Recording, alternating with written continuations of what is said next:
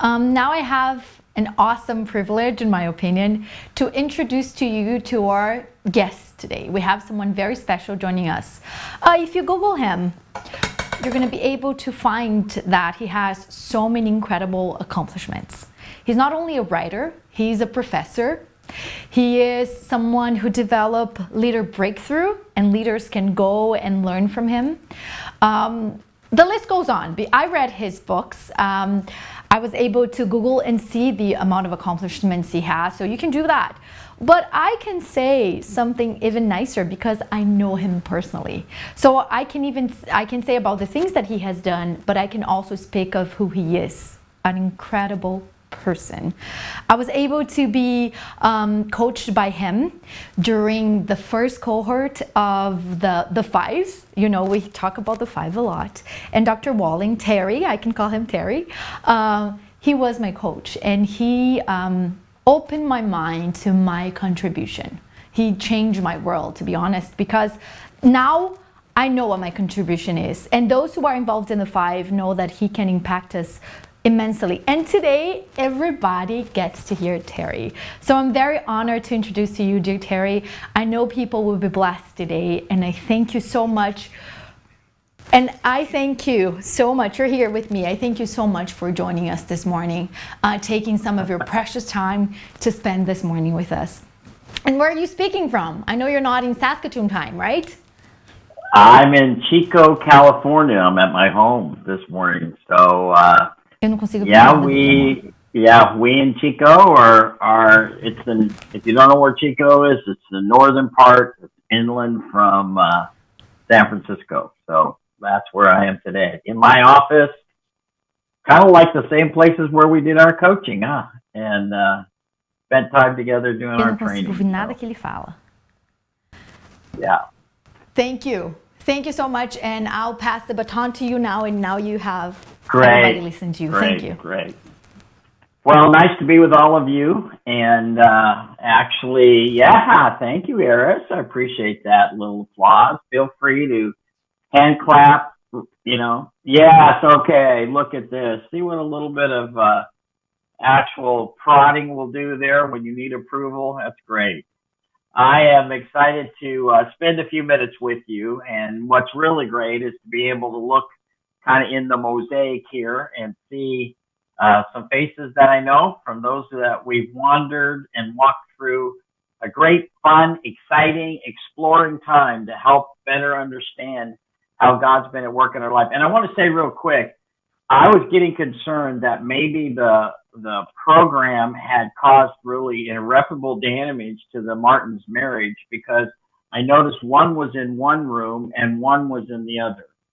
But I now realize it was so Ricardo could actually play that incredible. By the way, let's give Ricardo a little bit of we can do that, can't we? Yeah. Amazing grace, blessings. But now they're back in the same room. Oh, feels so much better. We are going through an interesting time right now. You've kind of heard people say that now for weeks and weeks and weeks. And if you're like me, you're ready for it to pass and be over, only for them to tell you it's going to go on longer. How many are very excited about that? No. And in California, I don't know where you guys are in terms of the process of quote unquote opening back up, but California is just trying to start to do that. And this first big weekend, we have a holiday this weekend called Memorial Day. And a lot of people, at least here, are really wondering whether it's really right to go back, whether it's right to go open. Some people, what's going to be changed? People are saying to them, everything's going to change. Some people say, I don't want the change. You know what? All this is indicative of something that I'd like to talk to you about today, just for a few minutes. I'd like to talk to you about the greatest tool God uses to shape our lives. How about that? That's pretty bold and audacious. Terry's really right. Bottom line is, there's never a time God hasn't been at work shaping your life. Now, whether you have acknowledged him or not, or known him or not, and whether you actually have seen how he's been doing it, all along, he's been at work shaping your life. The question is not whether God's at work. The question in each of our lives, even if we don't know him, but once we have responded to him, the question to him is not whether God is at work in your life. The question is, what is God at work doing in your life? And the greater question is, do we each have the courage to join him in that work? A lot of times we don't like the things that happen. And so we say, God, things that happen I can't accept. So therefore, you're over here. And in some sense, I reject. Other people, oh, I need you. I want you. Come in and do a work. Or I don't even know if God works. We're at all different places in the spectrum. But the truth of it is that you don't want a God who's not at work in your life. You don't want a God separate from your life. You want a God that's involved in your life. And one of the reasons is because you and I really, even though we were living for a while under a false facade, we don't have very much control in life. So if you're sitting with somebody right now, I want you to look at them and say, you are out of control. Just say that to them. Come on, you could do that. You are out of control. Now, that may mean a lot of things to a lot of people, but the reality is we all kind of thought we were in control, and then 2 weeks, the whole world shut down. And you begin to realize we're not in control. In fact, very little of our lives are in control. But you have a God who sometimes actually is misunderstood, but he has this actual ability to be bigger than you and greater than you and be involved in all of our lives in a way that sometimes actually is hard to understand. But when you look at lots of individuals' lives and how God works, you begin to realize there's some tools that he uses to shape our lives. And the greatest tool he uses is something called a transition. And in between.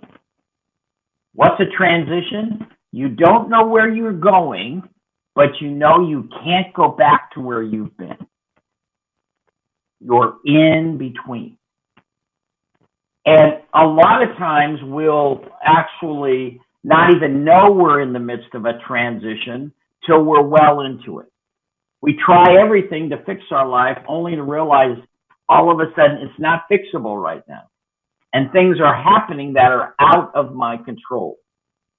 But then something like a pandemic happens and we begin to realize, whoa, not only am I not in control, we're all in a transition together. And I want to take you just briefly back to a story that you actually may have heard when we went through the resurrection, Easter, and the celebration. It's a quick story, and it's a story, though, that is powerful because you'll remember Peter, one of the early followers of Jesus and even leader of actual what happened after Jesus left, was confronted by Jesus on a shore eating breakfast with a question that was repeated 3 times. Now, if you've been around, heard sermons and talks, you know what those questions are. Here's the question. Peter, do you love me? Peter responds back, yes, Jesus, I love you. Then feed my sheep. Peter, do you love me? That's a little strange. Ask me the same question again. Okay, yes, Lord, you know I love you. Well, then pasture my sheep. And then a few minutes later, this is when it gets a little strange. Peter, but do you love me? Lord, you know I love you. Why do you keep asking me that question? Well, then feed my sheep. This is all found in the Gospel of John, John chapter 21. And you remember that story a little bit because all of us wonder, what would we have done in that moment when Jesus asked us the same question 3 times? You ever been asked the same question 3 times? Terry, did you clean your room? Yes, Mom. Okay. Terry, are you sure you cleaned your room? Mom, you know I cleaned my room. I'm an obedient son. Terry, are you sure you cleaned your room? All right, I'll go in and clean my room. I mean, I have had rehearsals like that in my journey, and you have too, hopefully in your younger days. But the bottom line is to be asked those 3 questions, people have tried to understand that. So here's what they've done. They've remembered that Peter rejected Jesus 3 times. Remember in the last moments of Jesus' life, Peter basically says, Lord, I'll follow you anywhere. And Jesus says back to really, Peter, before the crow cries out, the rooster cries out, you will actually deny me 3 times. So here's what some people have said. 3 denials, 3 questions. Kind of Jesus erasing each one of those, telling Peter he was still someone that he loved and actually could use. And that possibly could be. But I want to kind of actually remind you of something and then kind of make our point about transition. It's very interesting if you look before that story, because here's what we find out. Before Jesus meets Peter and the disciples on the shore for breakfast, the night before, Peter and the boys did something. I don't know if you remember that story, so I'll just read it real quick. It says, after Jesus had appeared to the disciples by the Sea of Tiberias, it happened this way. John 21, verse 1. It happened this way. Simon Peter, Thomas, called Didymus, Nathanael of Cana of Galilee, the sons of Zebedee, by the way, the sons of thunder, who were actually kind of these impulsive. The 2 other disciples were together. And here's what Peter said the night before the breakfast. I'm going fishing. Well, let me ask you a question. How many of you, even if you're struggling to kind of understand Jesus, how many of you would love to have seen the resurrected Jesus Christ standing in front of you? Come on, let's all vote. Come on. I mean, just the resurrection, but then the resurrected Christ. Well, up to this time, Peter's probably already seen the resurrected Christ appear in rooms 3 times. Now, wait a minute, Pete. Are you serious? That you've seen the resurrected Christ and you're going to go fishing? Fishing's what you used to do, Peter. Fishing's where you used to hang out, Peter. But you've spent an unbelievable, sometimes confusing, 2.5 years with this guy named Jesus. He says he's going to die. He dies, and he resurrects himself. Pete, you're going fishing? Wow. Huh. And guess what everybody said? Don't do it, Peter. Don't do it. Don't do it. No. Come on, Pete. Come on, stay the course, Pete. I know you had a rough time a little bit with Jesus, but it's all right. You know what everybody else says? We'll go with you. Maybe you don't think that's funny in Canada, but that feels funny in the United States. We'll go with you. Oh, sometimes, when we jump ship, everybody wants to go with us. Yeah, I'm going. Let's do it. Huh. And so they all go out. Guess what? They fish all night. And guess how much fish they caught? Everybody hold up the big 0. Come on, remember when you do Zoom, you got to do engagement. 0. These fishermen caught 0. No fish. Isn't that interesting? He went back to the thing he was good at and actually he drew a blank. Huh. I wonder what happens to us when we don't know where we're going. Huh.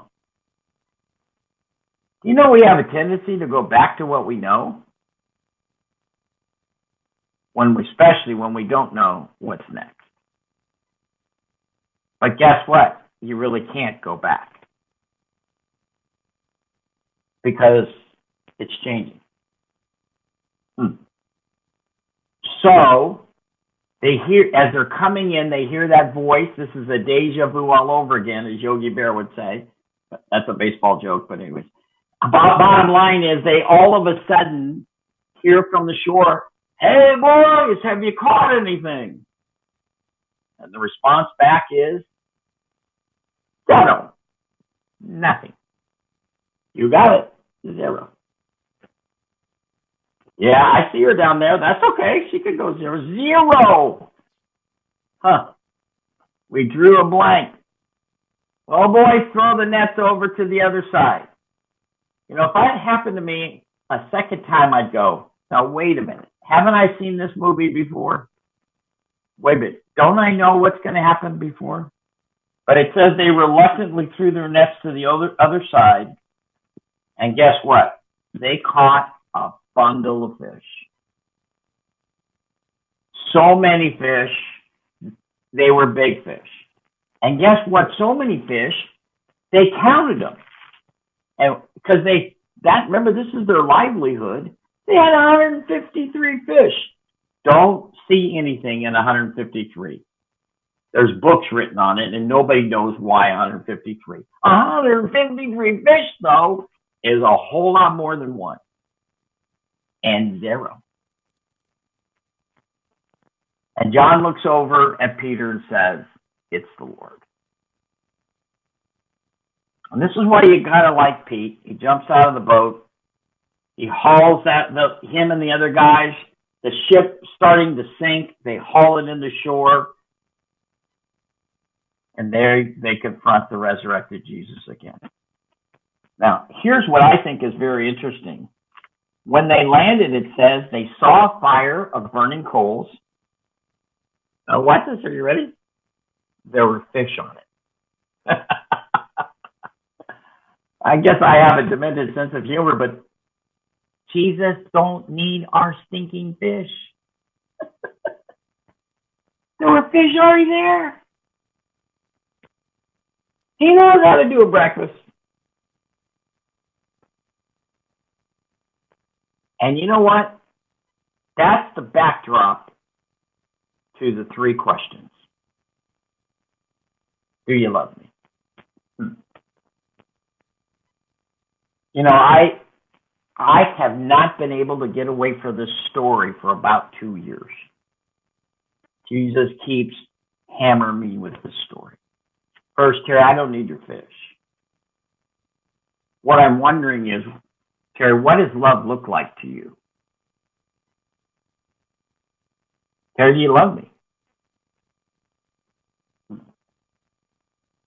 You know what love looked like to Peter?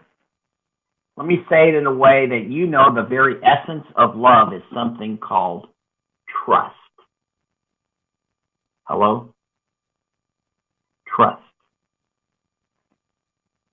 Peter, do you trust me to now take you into something and a place you've never been? Or Peter, are you going to trust in you and your abilities to figure it out and go back to where you've always been?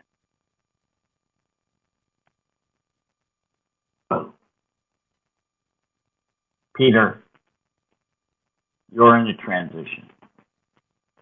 And where you go next, you have never been. Peter, I just want you to look me in the eyes. Do you love me, Peter, enough to trust me that I know what I'm doing? Because very soon, he exits. And now it's Pete and the boys.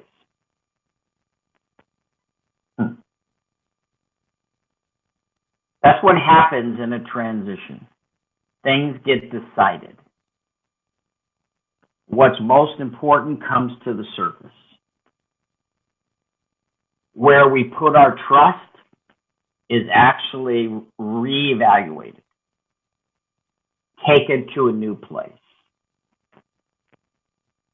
You know, I talk to leaders. I don't understand how this has happened, but I end up coaching and talking to leaders all over the world. And here's what they're saying. Not just in America, they're saying it all over the place. Even in a hot spot like Brazil right now, in a place like Singapore, in London, in a place like Australia, in a place like Tokyo, in a place like Eastern Europe. That's some of the leaders that I've been with the last few weeks, trying to help them figure it out. Here's what they say. Game changer for the church. Are we going to go back to what we know, or are we willing to go on to where he's leading and don't know?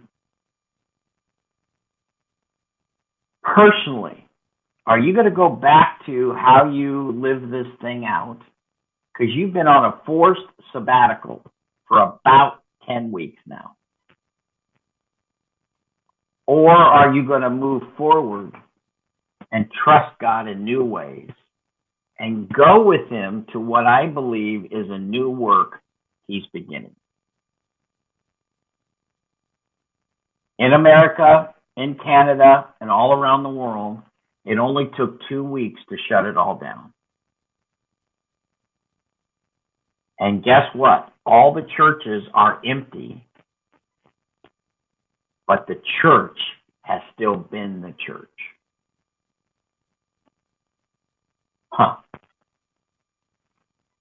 Maybe we don't need all the things we think we need. Maybe sometimes we put all our security in those things and not the one who actually birthed our new life. Maybe we trust what we know versus trust the one who's leading us into where we don't know. John 10 says, my sheep hear my voice and follow me. Follow me. What if God wants to do something new and is already at work doing it? How do you feel about that? You say, well, I don't know how to evaluate that, Terry. Now, don't throw stones at your screen when I say this, okay? Don't throw stones at Terry, because that'll be at your screen and it'll cost you a lot of money, all right? So what if we don't go back to church as usual?